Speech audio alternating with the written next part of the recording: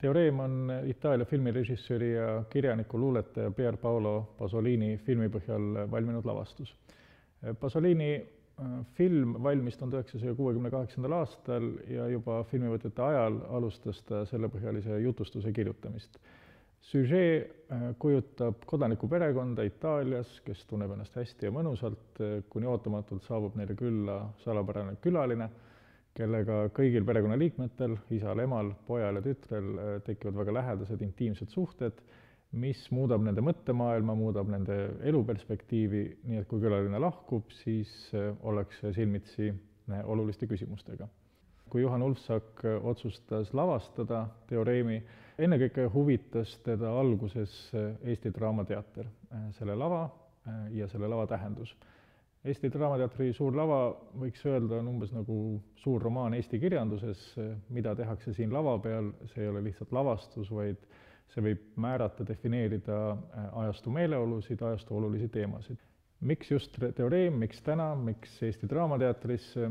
Juhan Ulfsak on teada kui näitleja ja hiljem lavastaja Fongraali teatrist, kus nad tegelesid väga palju uute vormiotsingutega, aga puudutasid ka väga olulisi teemasid väga erineval skaalal, poliitilisel, esteetilisel, humoristlikul ja nii edasi.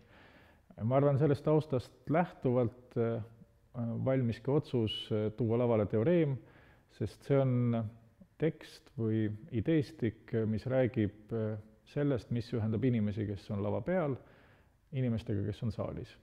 Väga lühidalt öeldes, me kõik oleme kodanlased. Kes rohkem, kes vähem, aga me oleme kodanlased ja see ühendab meid. Kui Ulfsak võib-olla 20-30 aastat tagasi oleks võtnud selle suhtes ka iroonilise hoiaku, siis täna enam mitte, elades ka ise kodanlase elu. Ja seetõttu see küsimus, mida siin lavastuses küsitakse kodanluse kohta, ei ole ründav, ei ole kriitiline, ei ole irooniline, vaid see on teatud paratamatust tunnistav. Kodanlus kui mõtteviis, küsimused, miks me oleme kodanlased, kuidas me oleme, kes me oleme, kui me oleme kodanlased. Päris lavastuse alguses ka öeldakse, et kodanlust ei määrata siin niivõrd sissetuleku järgi, kes kui palju raha saab ja kes milliseid maiseid hüvesid omab, vaid ikkagi mõttelaadi järgi, mida me hindame.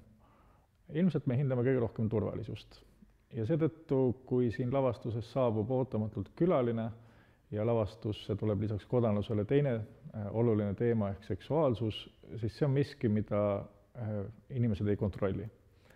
See nüüd ei tähenda, et lava peal puhkeks ohjeldamatu orgia, kahjuks mitte, vaid väga tundlikul, diskreetsel viisil näidatakse inimeste kohtumist nähtusega, mida nad ei suuda enda reeglitele allutada.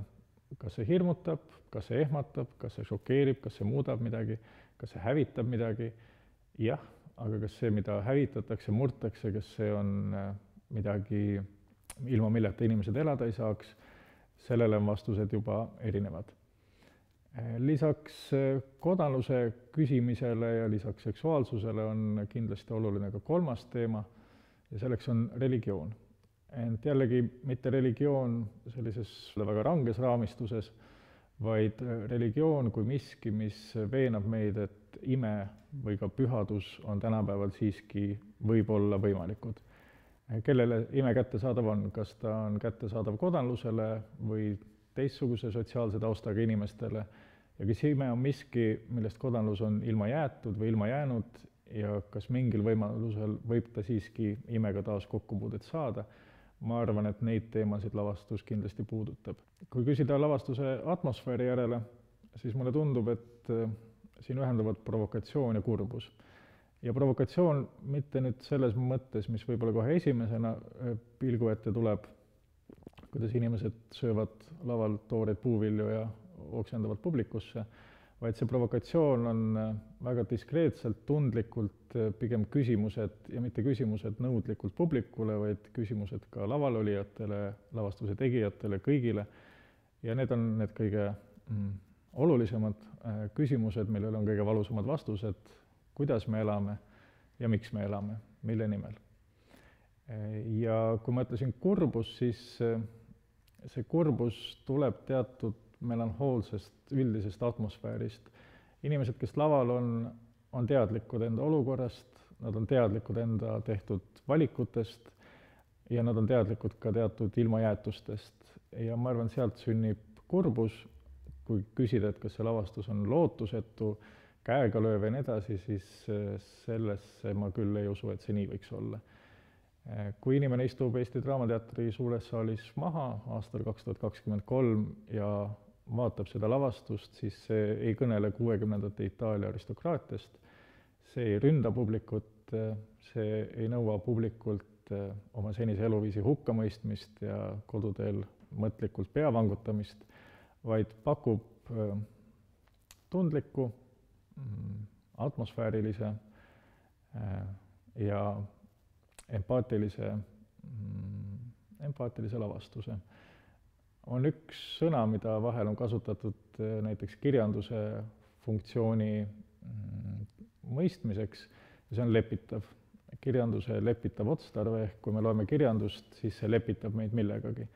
Ma arvan, et selle lavastuse üheks oluliseks funktsiooniks on samamoodi lepitamine.